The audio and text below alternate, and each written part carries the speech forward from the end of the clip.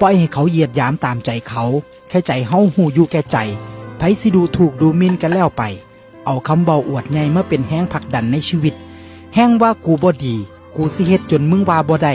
มึงเหยียดหยามกูมือนี้มือหน้ามึงต้องเปลี่ยนคำเบาใหม่หูจักเคารพหัวใจคนอื่นเฮาแย่ย้อนคำเข้าบ่ได้แย่ย้อนคำคนอย่าไปสนอย่าเก็บมาทิ่มเป็นปมในใจคนสิมักเฮาหรือบ่มักเฮามันบ่ได้ขึ้นอยู่กับว่าเฮาเฮ็ดดีปานใดหรือบ่ดีปานใดแต่มันขึ้นอยู่กับว่าเฮาเฮ็ดถูกใจเขาบ่คนเฮาหลายล้านความรู้สึกบางเทื่อเฮ็ดดีแปรตายสุดท้ายบ่ได้ดีก็มีถมไป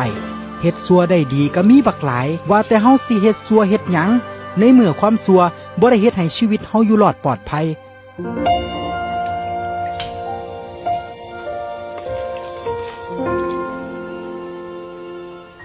อยากเป็นคนดีมันบ่ยากแค่อย่าไปเฮ็ดให้ไผลำบากอย่าไปทำลายคนอื่นโกงกินคนอื่น